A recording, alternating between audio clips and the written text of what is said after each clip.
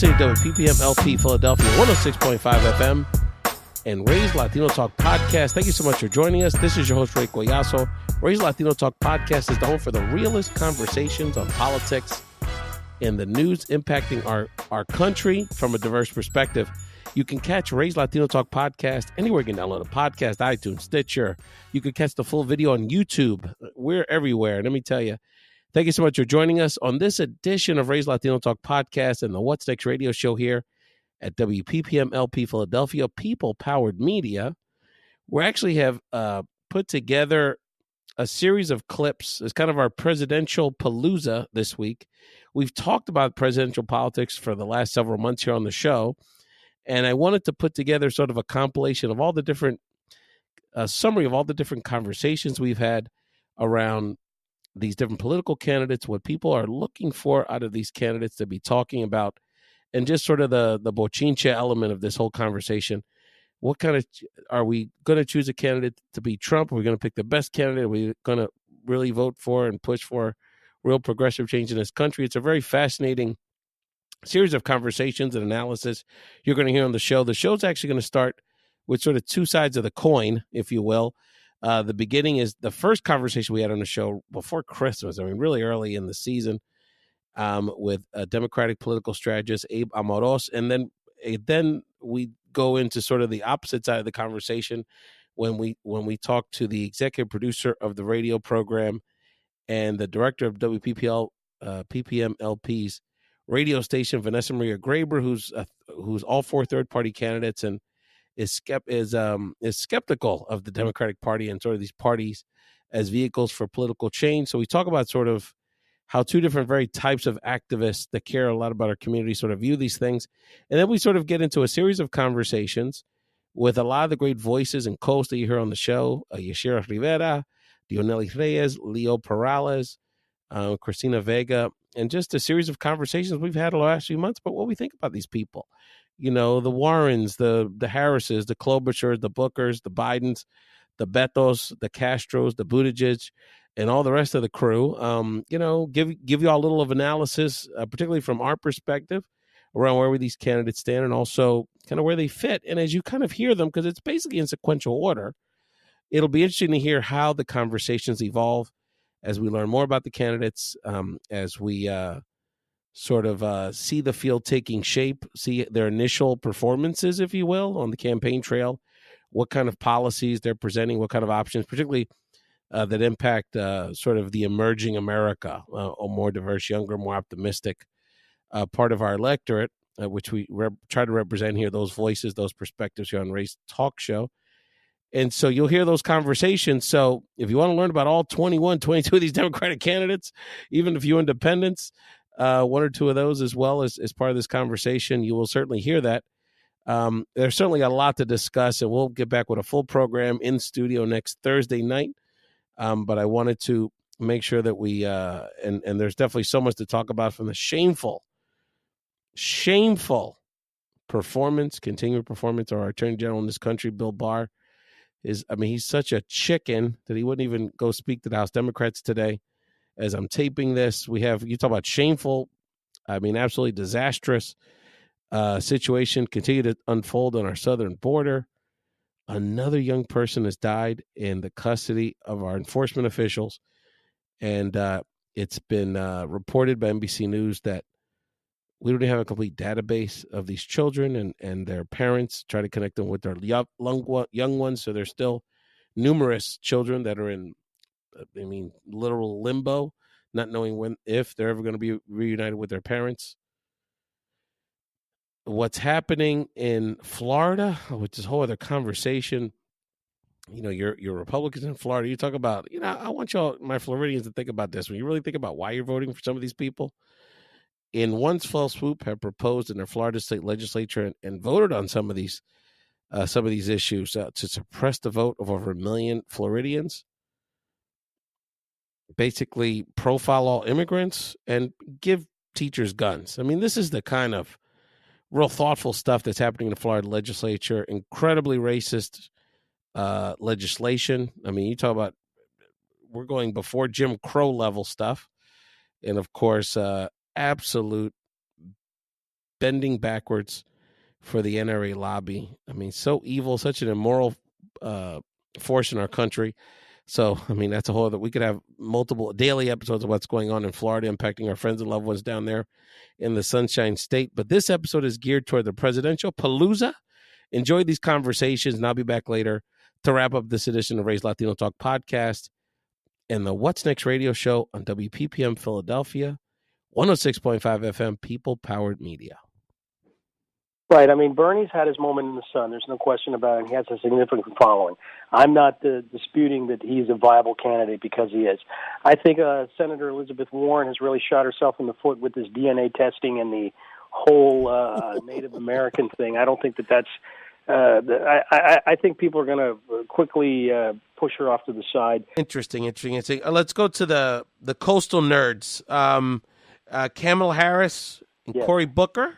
Both brilliant, both progressive, even though Cory sometimes, I mean, we know, with the corporate stuff, both personable, both, particularly Cory Booker, fantastic with social media and connecting with young people on their platforms. Yep.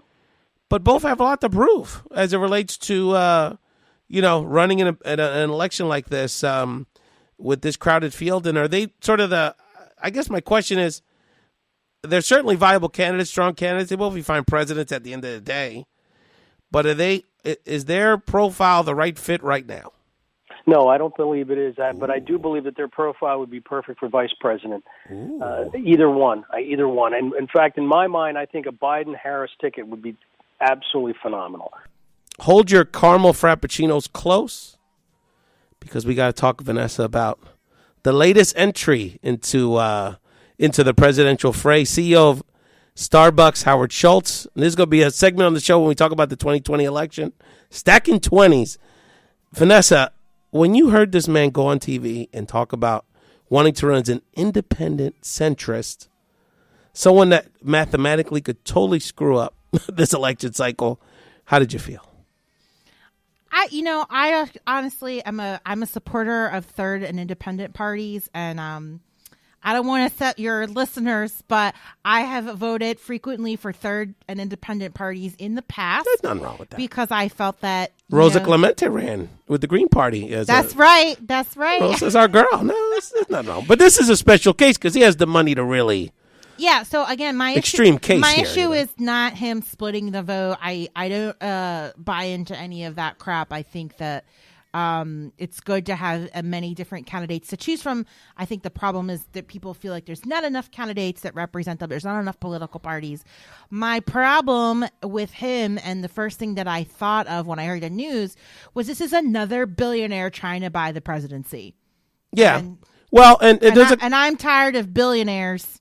Yeah. Well, being in control of government and thinking they can represent us, when the reality is we know who they're there to represent. Well, there's a couple of things with it. One is that, and he's saying, people are not reacting. They're not really reacting about you and even what you're standing for, and even the billionaire thing for the most part.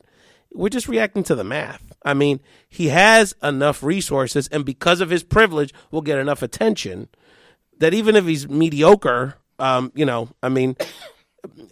nobody that's going to vote for Trump that's going to vote for the guy that runs Starbucks. So, that to me is, and then to me, it really is kind of like this, going back to this privilege concept, is that it's like a privileged way to do it. He doesn't want to go through the slog, because he is a Democrat essentially, to go through a slog, to campaign, to really work the retail politics that they have to do and compete against women and more progressive people and people of color, and really prove himself to do it. So it's just this arrogance on some level, this laziness. I don't know. I found a lot of problems and flaws within the party system in both parties in the last election. And I can see why anybody, not just him, would not want to go through the party system. I don't think the party system is always fair. I mean, just ask Bernie Sanders about that. Again, that's not my problem. I think that he's totally, completely disconnected with communities. At least parties and people in office have some connection to their constituencies. But who is he really representing? I'm not really sure. I'm also not sure like his platform is like what's his main thing? It doesn't. I'm self-made.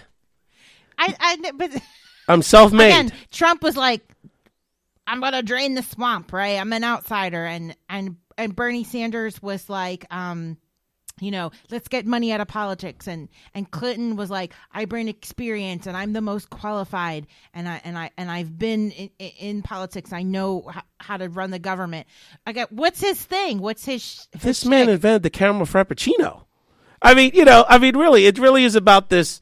To Trump's point, right? It's like, to your point about comparing to Trump. It's like it is very similar in a sense, right? Because it's like, I did this amazing thing, so trust me. He also gentrified a lot of communities. I don't think that means he should run for president. No, and also this whole thing about, basically he's saying I'm progressive on some things and conservatives. I was like, well, okay, you claim to be friendly to poor people, minorities, and LGBT community, but then you're going to support economic policies that would be harmful to them. So it's one way or another. Again, let's ask people that live in a gentrified community what happens when a Starbucks is opened, right?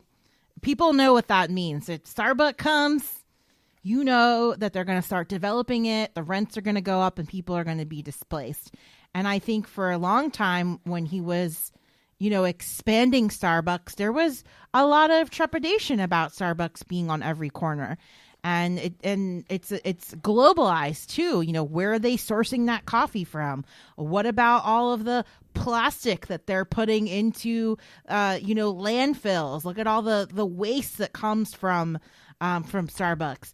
I think there's a lot of questions we can ask about his company in terms of social responsibility that I don't think he's prepared to answer. So I'm hoping that journalists will hold his feet to the fire. Yes, because right now he looks at it as a major selling point. And again, I'm somebody that was involved back when there was the World Trade the WTO and the World Bank protests in Seattle. Remember that in the late 90s? You were out there in the West Coast? No, but I was connected to those movements, right? Which then later developed into anti-war movements, to the Occupy movement, to the Bernie movement.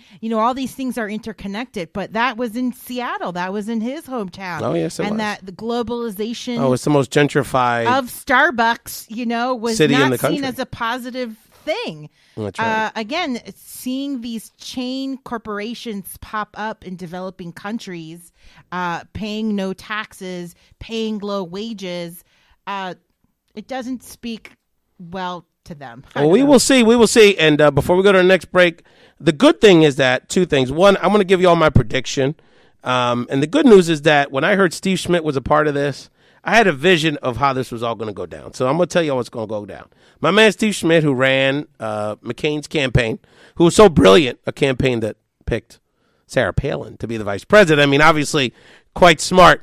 Okay, we'll skip it. But so I'm predicting that Steve Schmidt went to him, capped his head up, said, "You're the man. You're the man." He's going to get all this TV publicity. Somebody pumped him up. Oh yeah, well, Steve Schmidt did it. He said, and we're going to go on this listening tour, and in about 6 months, he's going to tell him what I can tell you now, is that the math doesn't work for a third party candidate, and he's gonna step away. But he's going to have this ego trip for 6 months, and Steve Schmidt and his consulting firm will walk away with probably $5 to $10 million. So this is a stick up in some ways, capping the guy's head up. I'm going to tell you, as part of a campaign that was a third party here in Philadelphia, that was a losing campaign.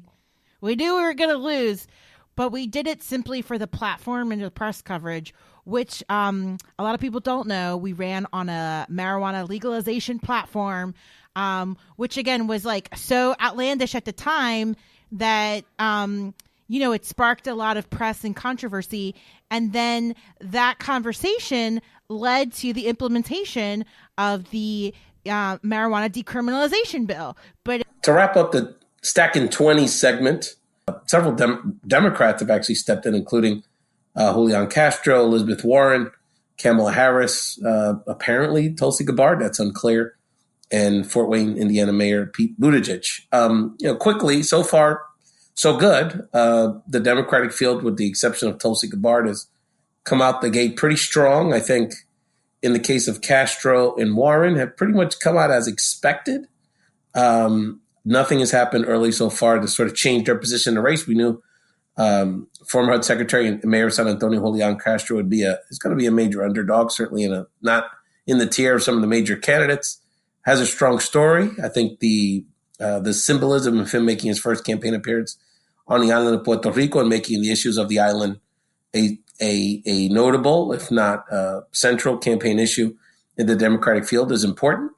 And Julian is who he is. Really good guy, excellent personal story, public servant, very likable, and obviously he's going to have a special significance to the Latino community nationally, but in particular in Texas and the Southwest. And the fact that California and Texas are sort of inched up on the primary calendar give the Latino electorate in that part of the country more say in the primary. So, steady as she goes, similar to Senator Warren. She has come out the gates as will be expected, strong. She's obviously already a national political figure and very much an icon in the progressive movement of this country. I personally wish she had run in 2016, but nevertheless, coming out fairly strong at the gate. But the question remains to be seen if Senator Warren would be able to expand her to voters that are not part of her traditional economic progressive base. But she's come out strong, as expected. Speaking of coming out strong, California Senator Kamala Harris has come out, I think, stronger than I initially expected. I'll be honest with you. The media perception, anyway, of her coming out, she's been seen as very formidable and probably is seen by the mainstream media, anyway, as the strongest debut of any of the candidates that have announced over the last month or so. Kamala, in many ways, in many ways, if I had to put an analogy on it, I think of all the candidates that eventually will declare. If you gave them powers like we do with video game characters, whether it's a sports game or one of those shooting games, if you gave them powers, I think from a powers grade perspective, Senator Harris will probably be the strongest across the board in terms of her profile, in terms of her communication skills, in terms of her message. The question remains, will she be able to put that together to really connect with not only sort of from a messaging perspective, but also just on a, sort of field campaign perspective in the trenches with her team.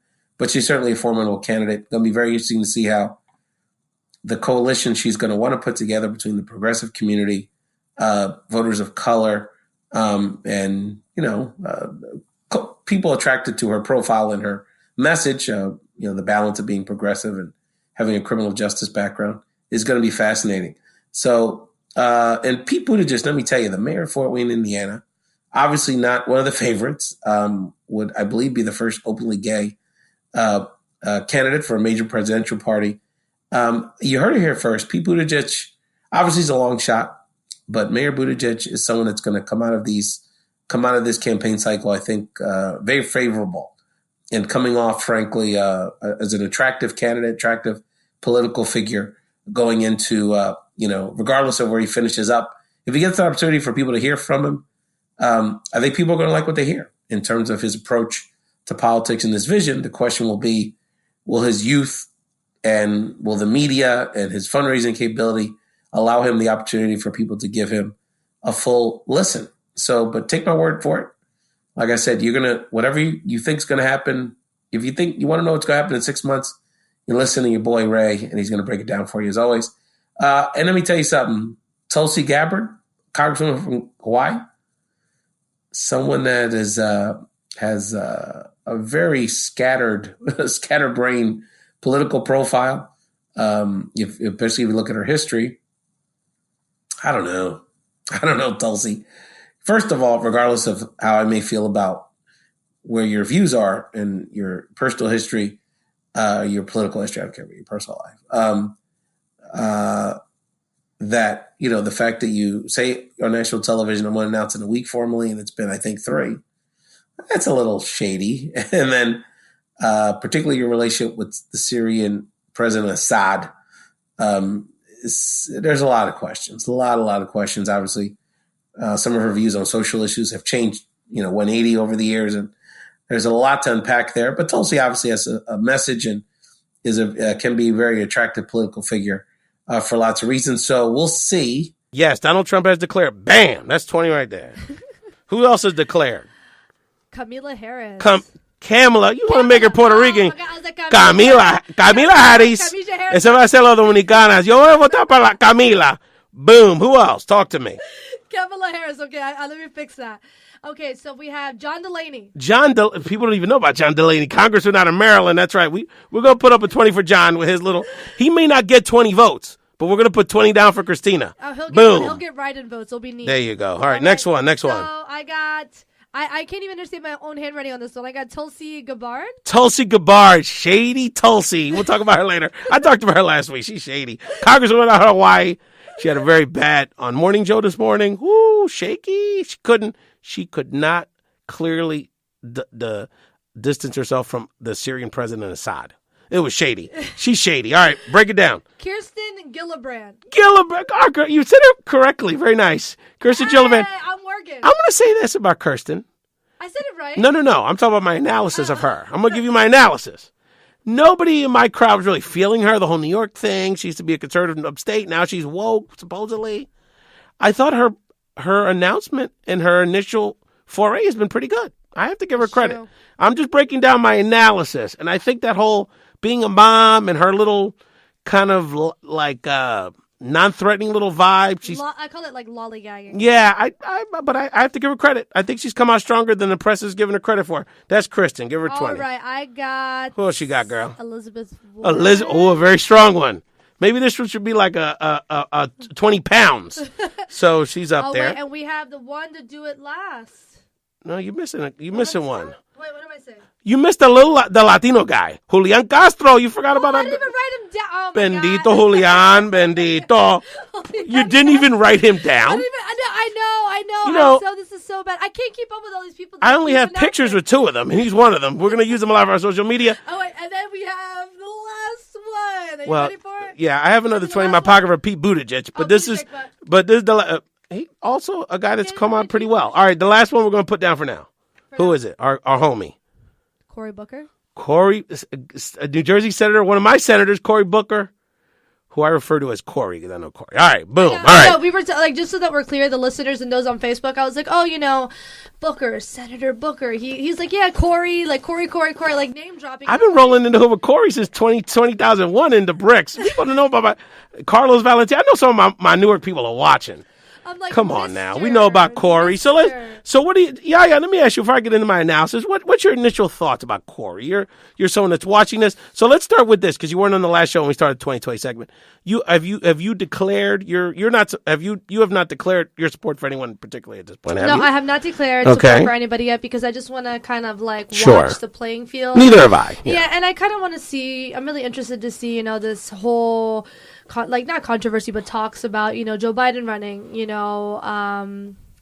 all these other people who've ran before, who are running again. I'm really curious to see how that's going to turn out. It is interesting. I'm curious to see how some of these ballots may turn out come, next year. I'm really interested in that. So I'm not going to proclaim my love to anybody because, I'm still in therapy over the last election. Yes. And it's pretty early. I mean, we're not going to vote here for another 15 months here. Yeah, in these and we're not going to vote anytime soon. But I really do think it's important. I mean, even Ray schooled me on this coming in. I was like, man, I didn't realize all these people already declared. And I'm like, oh my God, because, you hear about the Cory Bookers and Elizabeth Warrens and the Harrises of the world. You don't really hear about all the other people that kind of fly under the radar. But I think it's important for people to do their research and look at who's running and what they bring to the table and what values. Because at the end of the day, we're their constituents. And even if you believe in somebody, I mean, you're a part of the movement.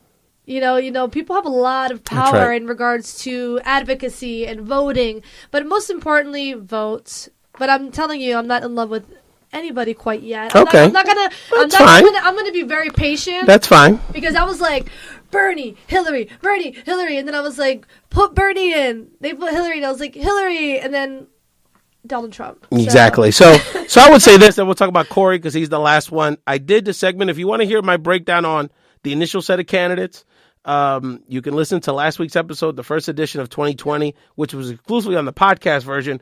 I broke down my initial thoughts about Warren, Gillibrand, Castro, and that crowd.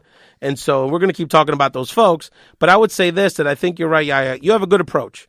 I know some friends of mine, especially Camel. There's some people that are already out front with her, which is great. If you for Julian, I mean, she's super fierce, and I'm kind of disappointed I said her name wrong. But yeah, well, that's okay. Look, I've been watching her. She's a very competent woman, obviously. Yeah. No, she is. I mean, it's hard for me. Like I say, I feel like there's so many good and bad things that every politician brings. I feel like that's just the nature of the Nobody's game. perfect. Nobody's perfect, but it made me really happy to be a woman of color, to see one of the standing people to come up was her, like from the gate, and how she did it in the presentation, and it was just beautiful. I mean, it was really encouraging. She had the most impressive, like the whole package and beginning how she came for out. sure. Yeah, and aesthetically. I mean, the one thing I will say, what's really encouraging about that is encouraging our young black and brown girls and young girls in general, absolutely, to understand that their voice is important and they will be heard, and hard work does pay off. I mean, if you see how she's gone through politics, I mean, it's very impressive everything she's done, and it's for me, it's admirable to see a woman and a woman of color to do that. I mean, it gets me pretty pumped. Absolutely. No, and, so it's and her to see people, her candidacy is going to highlight a lot of good things. Going to highlight the power of HBCUs, being a Howard graduate. Yeah. Highlight the power of particularly black women's sororities. Yeah. Her being AKA, I believe she is. I honestly, forget I'm not very good at Yeah, this, but anyway, but she's very proud of her Greek roots, her black Greek roots, which is wonderful. Yeah. And strong group of women that are supporting her, which is great. The fact that she's not only African American, but an Indian American. The fact that first prominent Asian American candidate. It's a wonderful part of our country, the Indian and Asian American population.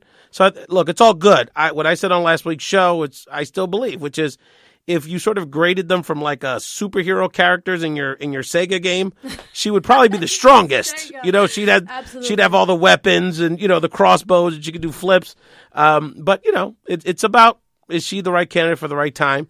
And, retail politics, the fundraising, honestly, the media framing, which right now is on her side, but they're going to go through they're going to want it to be a novella, right? So in a month, they'll dog her and they'll say Elizabeth's the bomb, and they'll dog somebody else, and there'll be a scandal for somebody else. So it's going to be a winding road. But the one thing I do want to point out, especially with politics and women, can we hear about the legislation and the things that she's doing and not what she's wearing and how she looks? Because, I mean, when we talk about the presidential election last time, the one thing that was very discouraging for me was that Hillary's appearance and how her hair was cut and her suits, and she wears it's just like what they wear should be of course look business professional, look like a politician, of course, but listen to what she has to say before discussing how she looks. I have a little bit pet peeve about that with politics. We have people that look sloppy on both lanes. I'm not gonna point anybody out. It's just listen to what they have to say and treat them like a human being, and stop saying, I don't like the color of her lipstick and her hair is straight. Like, just stop. Yeah, no, I think you're absolutely right, and we could totally, Democrats and progressives and really Americans could drive ourselves crazy nitpicking at all these folks, nitpicking at each other, having these fights along ideology or positioning, and the reality is, the most important thing is almost certainly someone very competent, and who almost certainly would be a good president, if not even a very good or excellent president, will come out of the Democratic field. And we have to have an intelligent conversation. Really look at all the candidates. I would encourage people. Look at all the candidates. Don't just say, well, I'm a certain ideology, or I'm looking for someone that fits this type, or I need a white guy that's kind of okay with the Midwest because that could be Trump. Really listen, and really the most important thing for us to do is to elect the best candidate. And if we focus on that, then we're going to come out with the person that we can all stand behind and ultimately would be the best leader, and she hasn't declared, she most likely won't run for president. But if anyone was watching last night, and we'll talk in the next segment about the State of the Union, the Democratic rebuttal with Stacey Abrams, the former minority speaker in the Georgia legislature and the former Democratic candidate for governor. That's a leader. That's someone that can run something. That's right. And so I think we need to focus on the substance, the track record, and, the things that matter to us, authenticity. Consistency. Consistency. And, that's right. And like, I just want to point out to ethics. our ethics. And I would just want to point out to our listeners and viewers, like, don't forget here in Philadelphia, there's a huge election this year. Right. And what we have to acknowledge that presidential election is very important, but where you live is even more important. So local elections are huge, and there's a lot happening in Pennsylvania. So I just want to encourage people, yes, look for your candidates on a presidential level, but also on a local level, because those on a local and state level, that's just as crucial as the president. So I just wanted to just throw that in there. Oh, yeah. We'll have plenty of time to talk about our local elections, and there's a lot of elections. People think, it's an odd-numbered year, but there's a lot of elections, big mayor's races around the country. Obviously, even in your part of the state, of course, we have people running for city council and school boards and mayors in cities like Allentown and Reading and Lancaster can be very important for our community in the state level.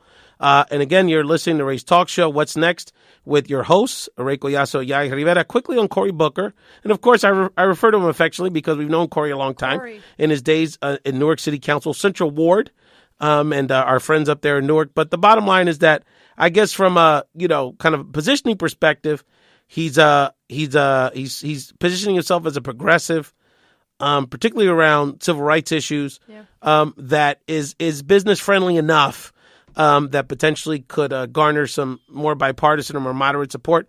I think there's the two pushbacks on Cory. I think have been initially from people that, from an ideological purity perspective, feel like a little too corporate for them. And also, and I just want to be as real as we can about this, the fact that we're even talking about his personal life is problematic because it's coming up and there's speculation. Is he dating Rosario Dawson? Why is he, he's single? He says on the Tom Joyner Morning Show, I got a boo, but I don't really talk about my personal life. And so the bottom line is this: people's personal life really is nobody's goddamn business. And, the other thing is that, and I just want to be completely honest about it, is that simply because he's a single man of a certain age or a single person of a certain age, and the fact that for some people, that makes people question his sexuality, and the fact that they're questioning it makes people feel uncomfortable. There is a part of people that there's a certain level of mistrust that they have of him. I think not, maybe part of it because they may suspect he's LGBT, but the fact that they don't know and there's just like mystery around it, it's interesting. Matter? Like, I feel like the most important dynamic is that if he's single, not single, if he's how he identifies, whoever he's with, whoever he loves, I feel that it's his business. But for long in the American culture, the partner of a candidate means so much, almost more at times than the person running it. It's like, that should have nothing to do with it. If they're doing good policy and they're a reasonable human being, then who they're with and how they identify shouldn't mean anything. But unfortunately, we live in a time and age where I feel that certain ways of living and religions are just stuffed down people's throat and like, that's the right way, that's the right way, that's the right way. And in reality, if Cory Booker does an excellent job in great legislation, I don't care who he's with. That's right. I really don't care. And everyone's different. Like, some people are very open, whether social media with their friends. They had 2 good dates and they're telling all their friends about it. And then some people, like, you don't know who they're with until you get the marriage invitation. Like, literally, like, everyone's got a different vibe. Punditry perspective, Cory's going to do well. And I'm going to tell you why Cory's going to do well. Cory, I doubt that any of these people, I've seen him in person in the streets. I've seen him kicking it in the bodega. I've seen him kicking it. You all obviously see him on those very elite levels, anywhere in between. Cory's a heck of a campaigner. And Cory, ain't nobody going to work Cory. I mean, he may not win, but it's not because of a lack of work ethic. Working hard, building bridges. He's a tremendous retail politician. I've never seen Kamala in action. Obviously, it seems like Elizabeth Warren is very comfortable campaigning. There's a lot of these people. It remains to be seen. But Cory is gonna pull out all the stops. He's a likable guy. He's a genuinely good person. But we've got to hold him accountable to some of these things. I mean, the association with Facebook is not going to be a good one. People are concerned about his association with charter schools. So there's lots of things to question, and he's got to address those issues. But, as I was going through the audio of all these different conversations we had over the last several months about pushing 24 Democratic presidential candidates and even 1 or 2 independent candidates that we've mentioned here on the show, is that we really never had a segment dedicated to Elizabeth Warren, the Massachusetts senator, who is certainly considered a tier 1 candidate. And I thought I wanted to sort of mention, have a few moments to discuss with you all her place in the race. Her place in the race was sort of pigeonholed sort of in a few different ways. One is that everyone realized her gravitas. She's probably her her talents, particularly in the areas of economic policy in this country. She probably is one of the people that understands our U.S. economy, probably one of the dozen top 12, 15 economists we have in this country. I mean, the woman founded the Consumer Financial Protection Agency during the Obama administration. And, so her credentials, her gravitas, her persona, her knowledge, her experience, none of that's ever been in question with Elizabeth Warren, the senator from Massachusetts. The question's always been the brand. So has she been stained by Trump and his racist epithets towards her? Has she been being an older white woman in Democratic politics? Is she too closely associated from a personality perspective or a pro-demographic perspective with Hillary Clinton? You hear that? Oh, she's another Hillary, quote unquote. Is her lane already too crowded by the Bernie contingent, who sort of got a head start on her by running in 2016? You should have run in 16, Elizabeth, let me tell you. But now we see two dynamics sort of unfolding. One is that she's continued to be a leading policy voice in these conversations, particularly from a progressive perspective. This woman, just in the last few months, has released detailed policy platforms related to healthcare, student loan, debt relief, and even today, hot off the presses, her plans for economic development for the island of Puerto Rico. And so, I think this continual sort of drumbeat of policy proposals and sort of sticking to the substance, I think is slowly giving people an opportunity to provide her a second look. So I anticipate, and the polls are starting to reflect sort of an uptick. So I think Elizabeth is still in a strong position. But it does remain the case. Is Bernie Sanders just have too many of her voters already in his corner? And I really think if you kind of look at the numbers, if you sort of added their numbers together, they'd be very comparable to how Joe Biden's been polling. But the question is, is she going to be crowded out? I will say this about Senator Warren: she still has a lot to prove, particularly as it relates to what potentially how people is she able to put a campaign together that can tactically move voters forward in places like Iowa, New Hampshire, which particularly should be a sort of considered a must win for her as a neighboring state in New England. But the question remains: will she be able to, inspire enough people to believe she can beat President Trump? Because I think at the end of the day, that's going to be a lingering concern for people. Certainly not her substance, certainly not her gravitas. If people didn't see it, they should look it up on YouTube. And I want to give a shout out to this incredible group of women of color that organized the She the People Presidential Forum in Houston, Texas last week. We had United We Dream, Texas Organizing Project, a lot of friends of ours that were involved in that project. And, in front of a very astute group of women of color, she was one of the stars. I thought her and Beto performed as strong as anybody. And that was a similar stage where, there were people in the audience who weren't too thrilled, were skeptical of Bernie Sanders there. So even though he had a lot of supporters there as well. So this wasn't necessarily a slam dunk audience for her, particularly being a non-white, being a white person in front of that audience, them asking the very poignant questions about how she would support women of color. She felt as comfortable there as anyone. And again, I would say Beto as well. Certainly being Texas, I'm sure was a factor with that. So this is a woman that, the last thing I'll say about Senator Warren is, the people I respect the most as it relates to politics or vision for this country, like I'm talking about my personal friends, a lot of them are with Warren. So I think that matters. And so we want to continue to, but she's got a long way to roll, continuing as it relates to developing a winning campaign beyond just rolling out some policy proposals, as detailed as impressive they may come. Let's get back to these other conversations we're having around the whole group of candidates here during our Presidential Palooza episode of Ray's Talk Show. Yeah. Another 20s added to the list. Minnesota. Drum roll, please. Boom. Minnesota Senator. I'm ready. Amy Klobuchar or Booker? It's so funny because you're from the middle of the state. You're from the sticks. Can't. The boonies. I'm sure you grew up with Klobuchars. I never grew up with a Klobuchar. No, a Klobuchar? Okay, all right. So Amy Klobuchar, Minnesota Senator. Now her sort of argument in the case is that she combines sort of like this pragmatic approach. She's a good Democrat. She's generally progressive on issues, but she's someone that can kind of work with all bosses and get things done. And she's and she packs, so she's pretty gun friendly, which is a flag. And she's trying to position herself as someone that is nice, can work with these Republicans, not scare white people of the Midwest because she's from Minnesota, but has grit.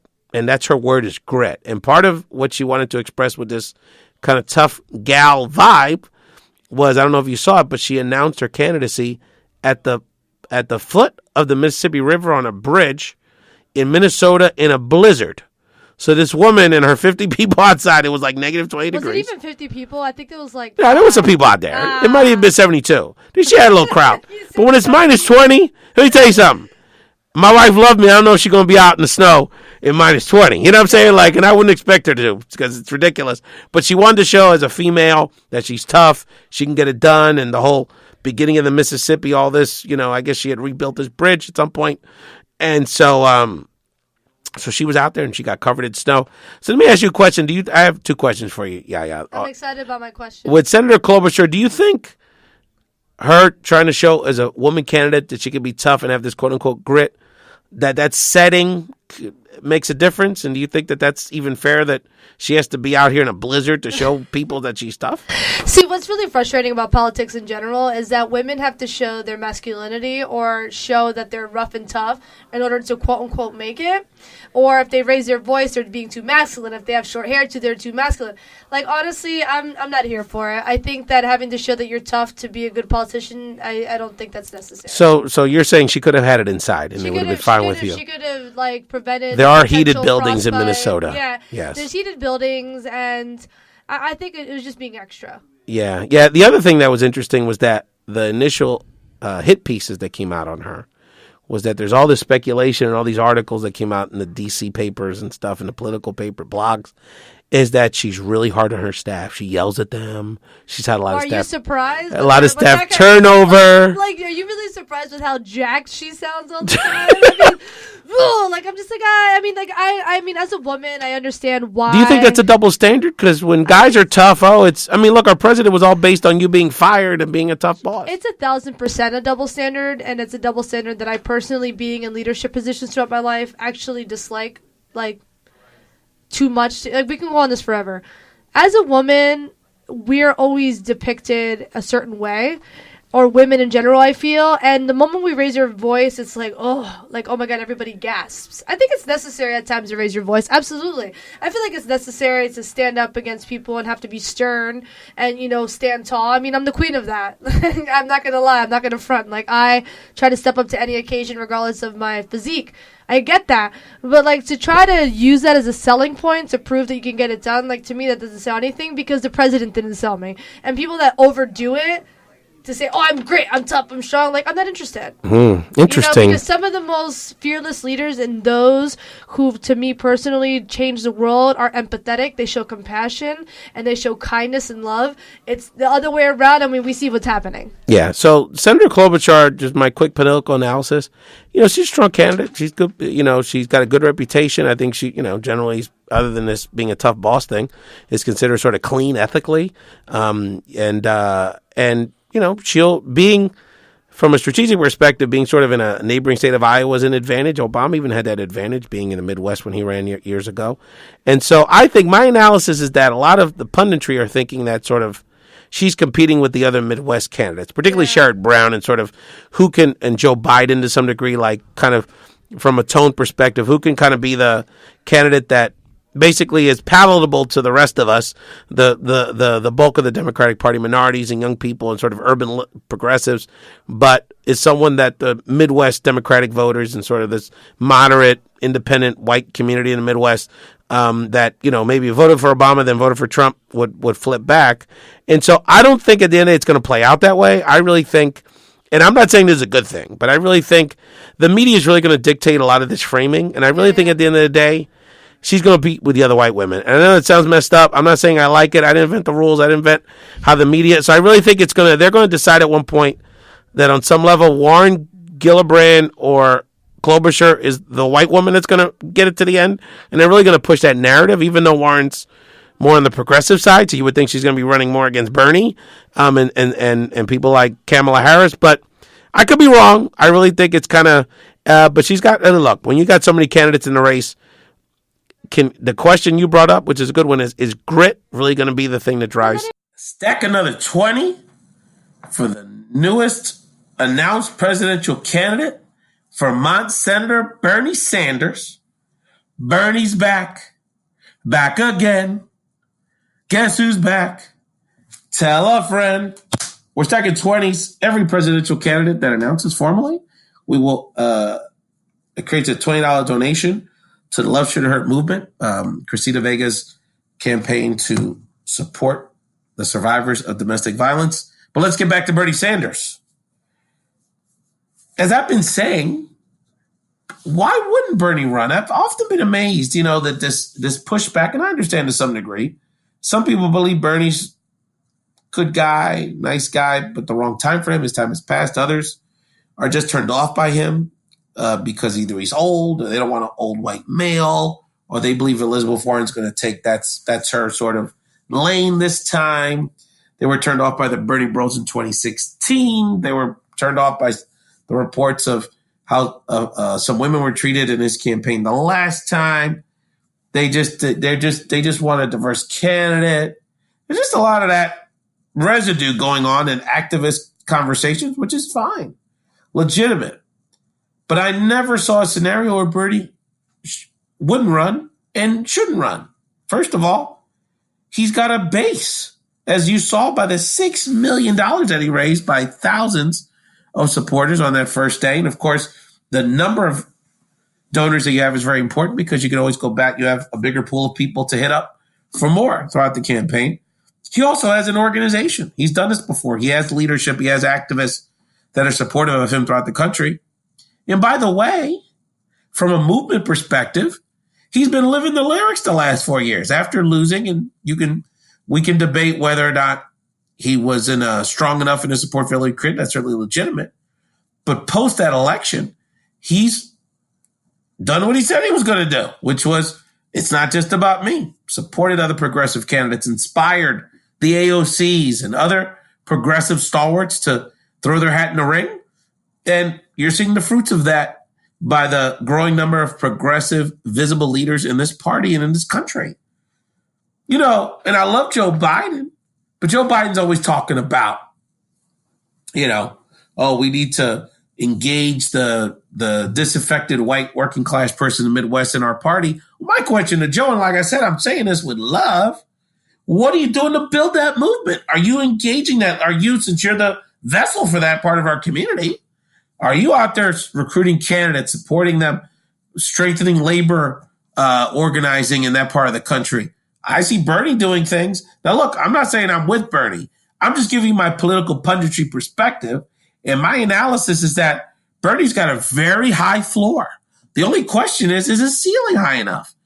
There's no question in my mind Bernie will be one of the last three candidates standing. He's got the base. He's worked on, he certainly will have the money. He's worked on diversifying his leadership team. Let me give you a name. This Latina is going to be one of the biggest names, campaign stars that's going to come out of this cycle. And Lilia Mejia, Sean King, shouted her out on Twitter yesterday. You heard Anna Lilia Mejia on Ray's Latino Talk podcast 2 months ago. Y'all, Bernie got something.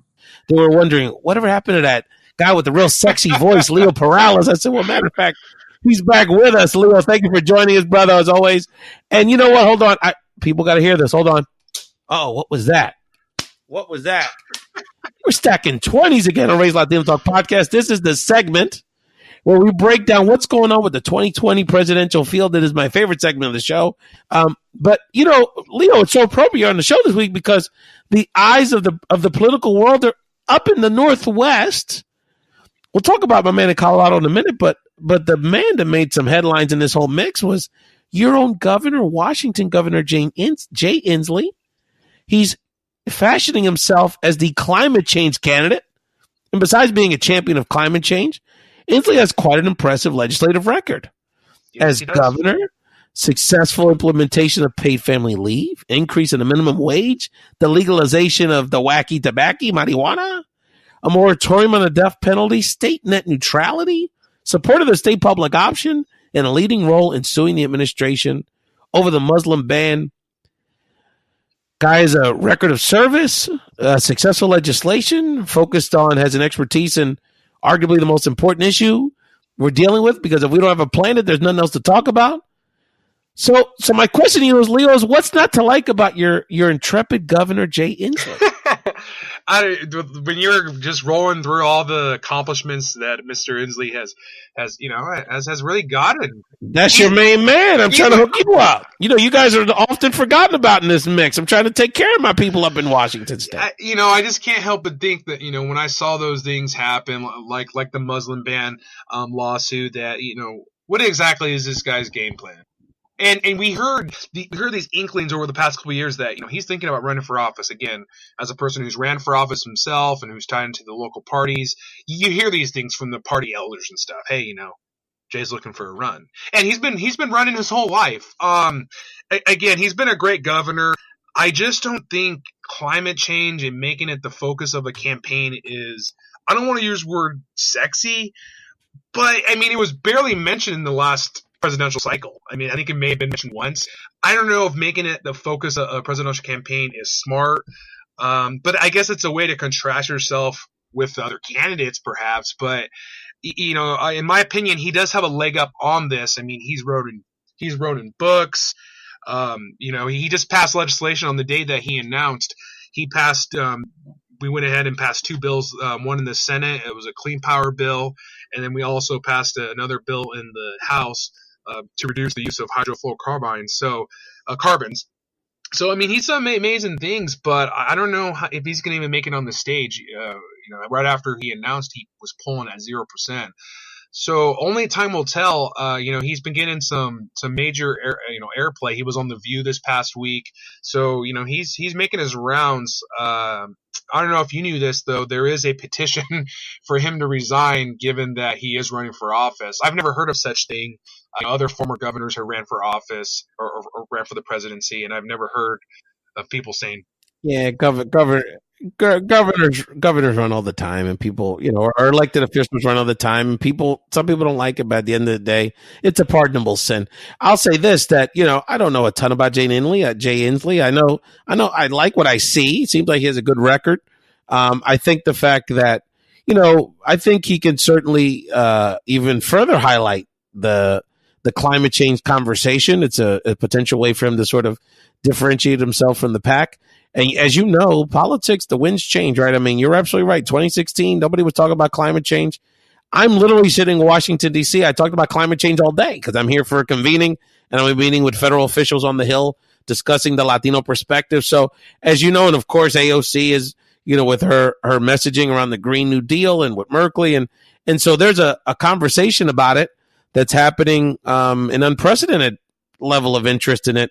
Relatively speaking, so that between that and healthcare, which has a very crowded space, I think there is a possibility for him to fashion himself a role in this conversation. What should people know, for people that don't know much about this guy?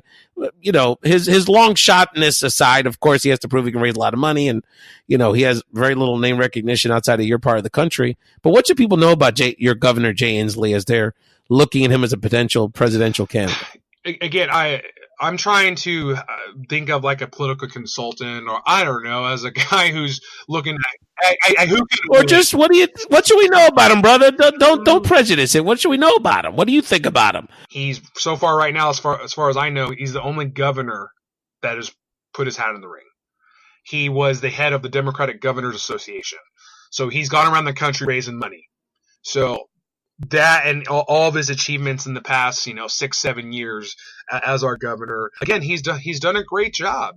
Again, I just don't think, like you said, he has the name recognition to blunt the force of the Beto's, who's not running yet, or the Bidens, or the Warrens, or or Mr. Sanders. In my opinion, if you asked me, Leo, I'll give you $10,426. Who is going to win the nomination? I'll go ahead and say it. I think it's Bernie Sanders to lose. That's what I think. Problem is, I hope that it just doesn't become a coronation. That's the way I look at it. Who's my dark horse? If you had to ask me, the darkest horse I would say would be Mr. Castro. But I think think if Beto decides to run, I think it can be Beto he's a long shot, versus Bernie Sanders. But I don't know about Mr. Biden. Again, I'm trying to play with it. I'm putting together an episode here. I'm really doing my research. Let me ask you, but I mean, look, Inslee's got a lot to prove. He has a good track record. People, when I was a kid, he would have been very attractive in terms of people liked governors. We didn't used to elect senators much and random people like the president, but used to be like governors and people like, people that had run things. It is tough. I mean, the Northwest geographically, a lot of people, it's hard for people to kind of connect with folks in that part of the world. He's got a lot of people. He's got to introduce himself to a whole lot of the country. There's bigger names, there's sexier names. He really is relying on not a ideological movement like Bernie or sort of a mega rock star like Beto or Kamala. He really is relying on sort of people grabbing onto this climate change message and his record of accomplishment. Former Colorado Governor John Hickenlooper, a pragmatic progressive, business-friendly progressive. He's really trying to play the middle. He's really trying to bring the country together. He's very much like Booker. He's very concerned about the division in the country, so he's trying to bring an empathetic perspective. He accomplished quite a bit as Colorado governor, of course, as the mayor of Denver. Expanded Medicaid in the state, passed background checks, worked on gun control out there. He's got an interesting background. We share something in common, Leo, because you have a Washington guy jumping into the race, and I got a Philly guy. John Hickenlooper, born and raised in the Philadelphia area. So you just got a Philly guy who moved out to Denver years ago to open a quote-unquote Philly-style sports bar. You have any thoughts about John Hickenlooper, Leo? I don't want to get in hot water, but the only word that came to mind when he was running was vanilla. He may be the most vanilla candidate or choice right now, and I don't know. I mean, I look at the way things are, and I work hard to change things that I would like for them to be. And the way things are right now, I don't know if a Kumbaya guy is going to win. I really don't. I've read a couple pieces that he wants to bring the country together. There's no better time than now. I'm not sure that he's going to have the gravitas or what is it, the energy, right? Donald Trump said it last time, low energy, to go against someone like a Donald Trump. I think, like I said earlier, you do need a firebrand. You need to fight fire with fire. He has great accomplishments, gun control bills and all that stuff, expanded Medicaid, like you said.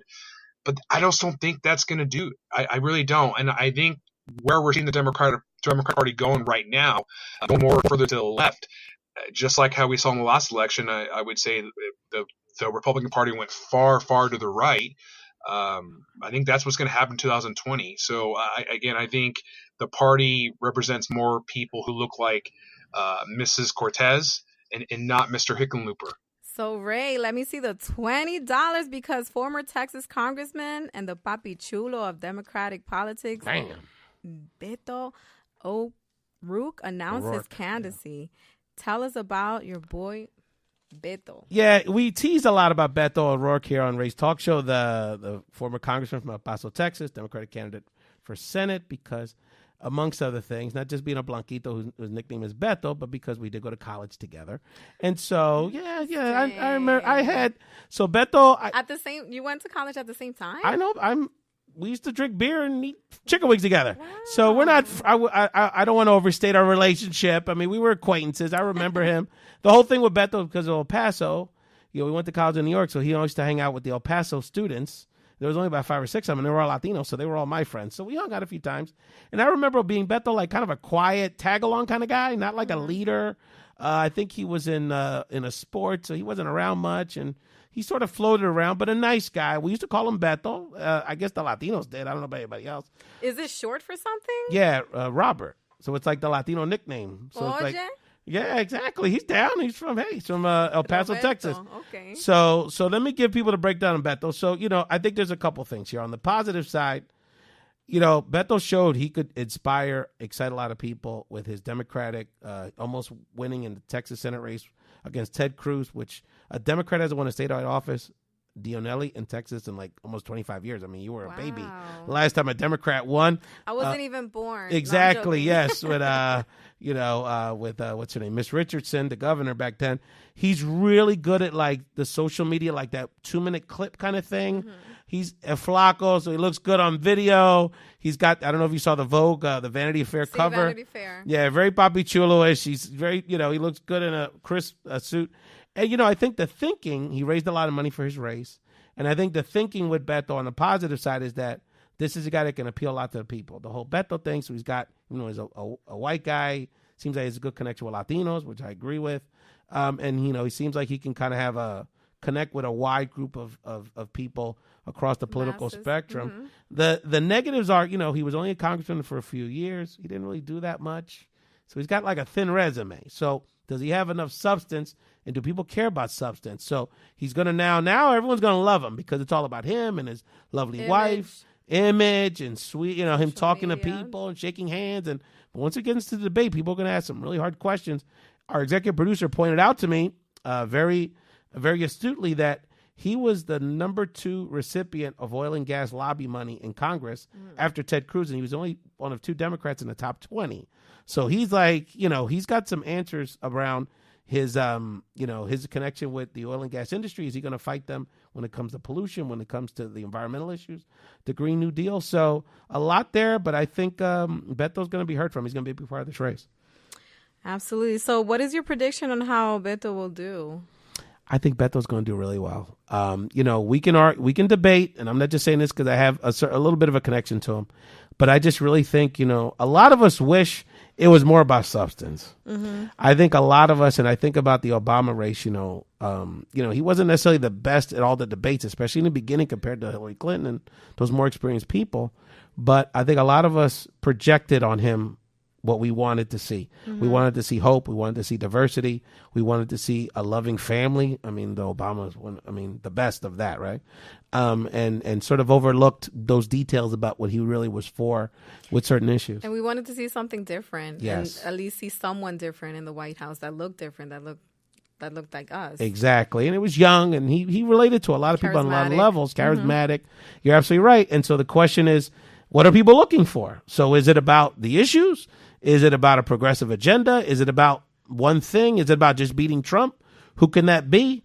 And I think all those things are going to add up to him being a very serious contender. Now he has our attention, so what's he going to do with it? Like now I think what he needs to do is have a solid plan. Like I feel like he tiptoes around when they ask him a question, he kind of tiptoes around it. Oh, there's no question. There's no question about it. So that's going to happen. I think though in the beginning, he's going to do his retail policy. He's going to be in Iowa this week. He's going to have a big rally in Texas in a couple of weeks to do the formal announcement. But, that piece, he's going to be good at that. That, sitting in the diner with 5 people around in the pictures.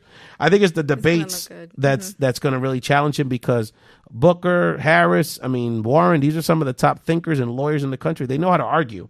And so, is he going to be able to hang on that level? I don't know. But for now, I think he's going to do well. So guess what Trump said when they asked him about him? About Beto. Talk to me.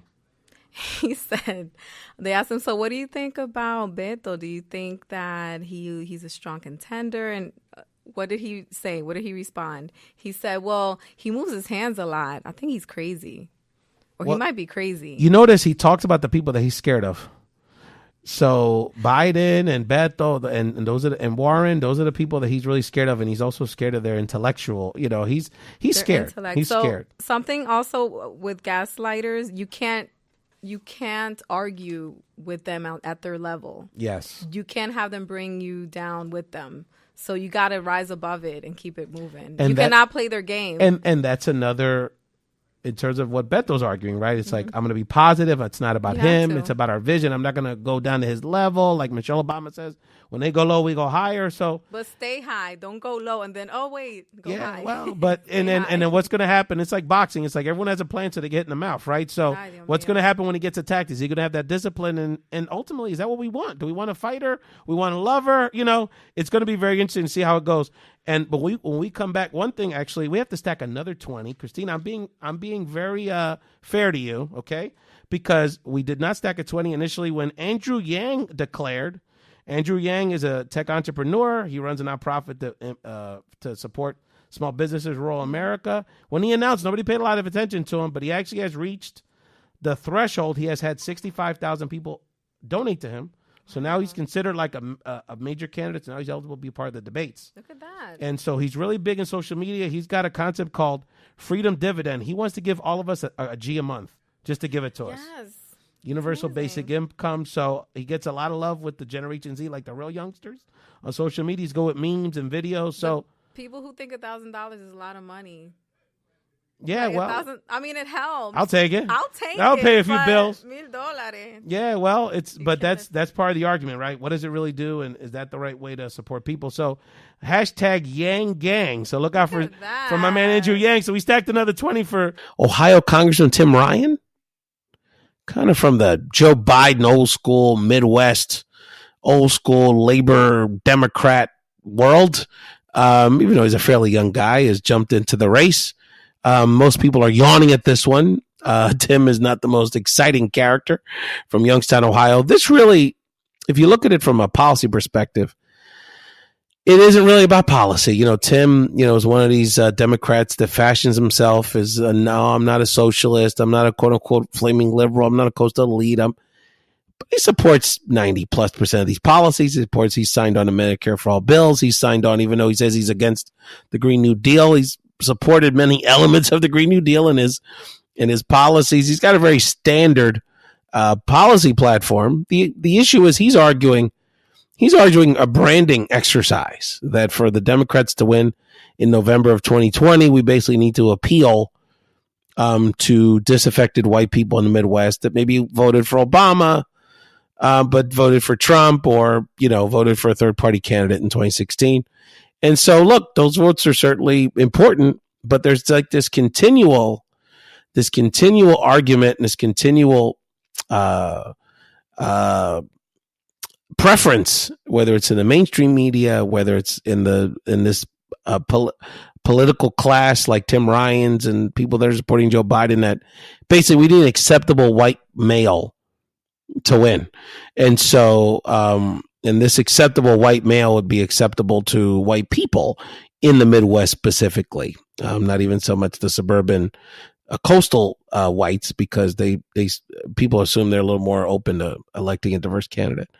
And so, by the way, there's also very much a gender dynamic here. We have a perfectly legitimate Midwest candidate who's a senator, unlike, Congressman Tim Ryan, who nobody knows. Amy Klobuchar is a very established U.S. senator who's in the Midwest. Mayor Pete out of Indiana. We've got Midwest options.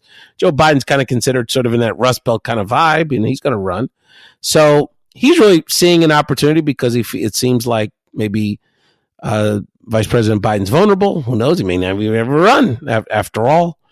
And he's seeing this is really a branding exercise. So I would be weary of anyone, especially someone that's basically arguing vote for me because I'm the white guy, who's really sort of basing his platform on identity, regardless. Mayor Pete is not running as a gay man. His momentum is coming from the ideas that he's sharing. Even someone like Beto is not necessarily, is really running on a spirit that, obviously his background is a factor, no question about it. He's certainly getting more attention than Julian Castro, by the way, who has actually a better resume to be president. But he's basically running on a vision. Running on, I'm the guy that can convince the Harley driver in Wisconsin is a pretty weak strategy. I think the bottom line is Tim Ryan has a role in the party and a voice that he needs to cultivate and he needs to build a movement around, but not for president. Ultimately, this run's going to be pretty corny. California Congressman Eric Swalwell announced his candidacy on the Colbert Show. Colbert. Habla francés, mujer. Usted es español. Entiende el idioma francés. Colbert Show. Who is Eric Swalwell, and why does he think he can win all of these other candidates already declared? Eric Swalwell's a good guy. Eric Swalwell's a congressman in California. He's gotten a lot of attention in sort of the progressive circles because he's one of the he's on these judiciary committees. He's a former lawyer, so he speaks a lot about the Russian investigations, and he's really good in media talking about Trump and some of these media things. He also is, I think he's making a policy argument because his big issue is going to be gun control, and I know you have an interest in that. And also he's got a political argument because he's from California, so obviously California is going to be a big primary state. We've talked about that. People don't realize California is going to make a huge difference in this primary election because of the way they changed the calendar. You heard it here first, by the way. And everyone, all the people on mainstream media are going to say this in a year. You heard it here now. But also, he's from Iowa originally. So he's the only one that can say with the people in Iowa, yo soy de aquí. And with California people, I'm here too. So that's his campaign. And I think it also is a sign that people think in the Democratic circles that Biden is weak because they're kind of attracting that same vibe. You know, that middle America white guy, but he's progressive enough to attract people of color, younger people. So good guy. I wish he was running for Senate in Iowa. We could use him doing that, but he's got a shot like everybody else. So his big issue is gun control. Do you think that gives him an advantage, especially with young voters? You know, I think it does. I think Eric, you know, he's a good candidate. You know, I think I think it's really important that somebody is bringing that issue to the table because, you know, oftentimes we talk a good game, but then when it comes down to it, elected officials put the youth issues to the side because they figure out they're not going to vote like the older people, and they kind of focus on issues for another generation. So I'm glad it's being brought up in the debates. And in the Democratic primary, we need to get these people on the record. Like, what are you really going to do? What are you really going to push? And how are you going to prioritize gun control? And how are you going to deal with these Republicans? Because they're so in the pocket of the gun lobby. It's ridiculous. So I'm glad he's bringing it up. It's hard to win as a one-issue candidate, but I'm glad he's going to bring that to the table. How about that Joe Biden?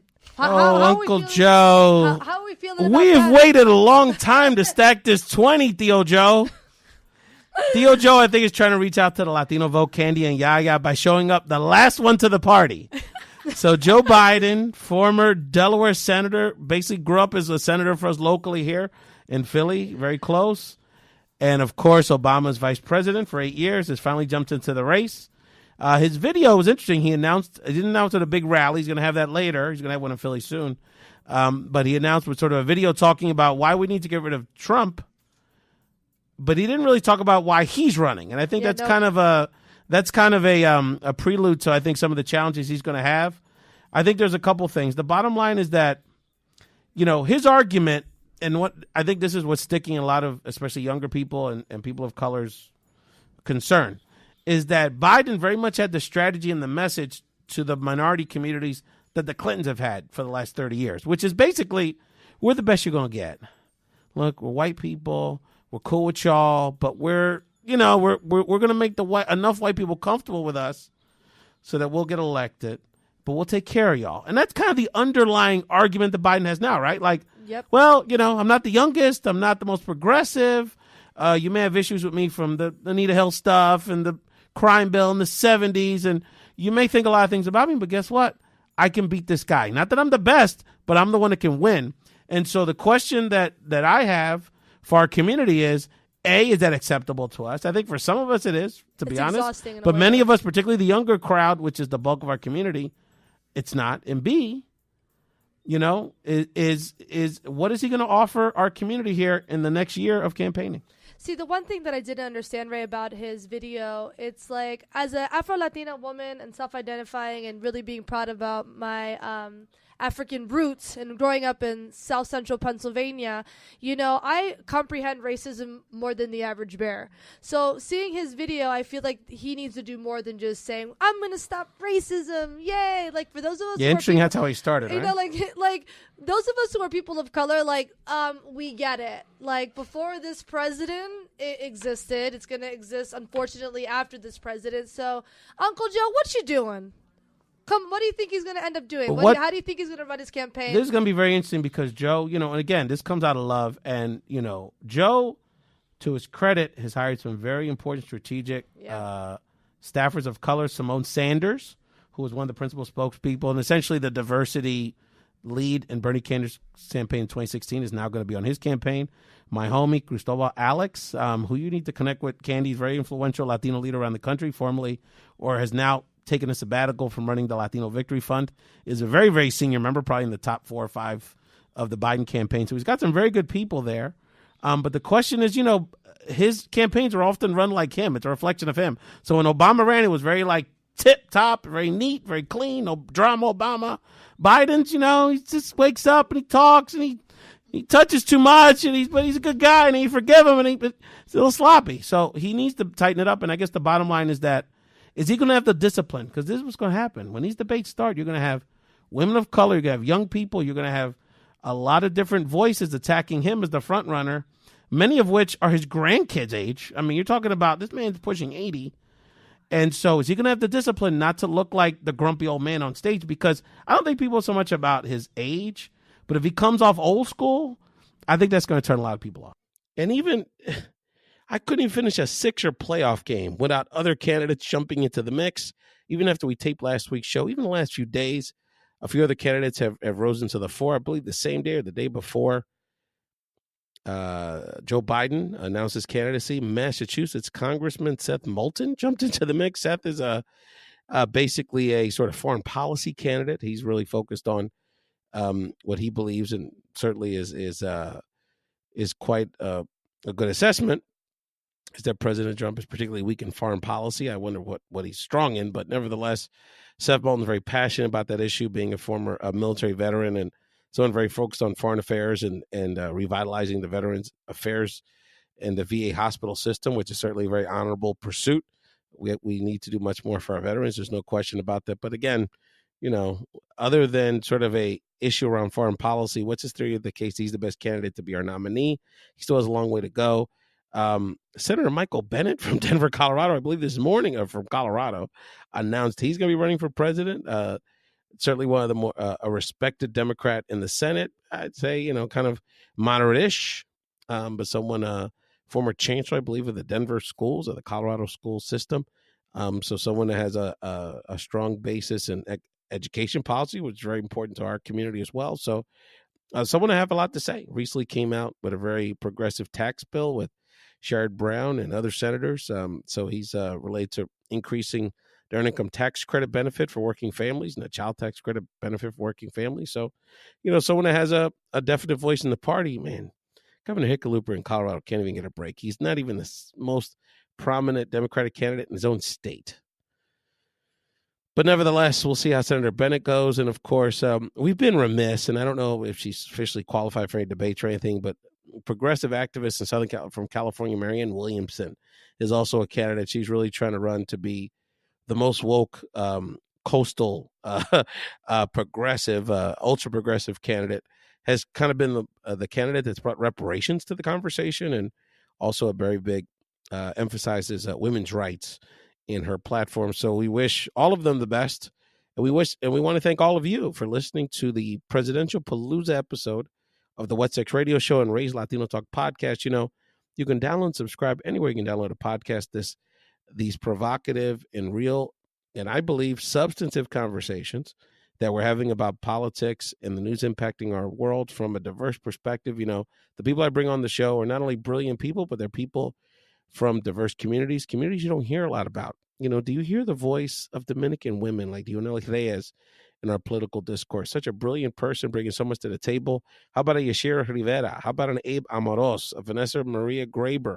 These aren't voices you're going to hear on basic cable, my friends. These are not voices that, the mainstream media or the Democratic Party is going to present to you as someone that brings a mainstream perspective. But let me tell you, you hear them. They're as brilliant, they're as thoughtful, they're as understanding. And guess what? They're culturally competent. They understand what's going on with working people. They understand what's going on with people with a Z in their last name, and they're getting it. They feel it. They see how we're all connected.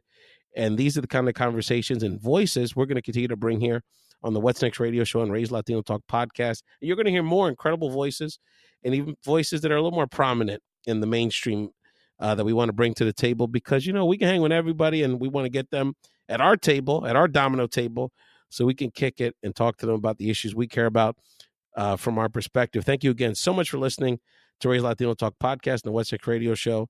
Support WPPM LP Philadelphia. Support Ray's Latino Talk podcast. Keep resisting, especially our people in Florida. Resist. Inform people what's going on with this shameful attorney general. Hope he gets subpoenaed, withheld. I mean, this man is literally presiding over the crumbling of our democracy. And we have to do everything we can to support what makes our country truly great. Thank you all so much for joining us, and have a wonderful weekend.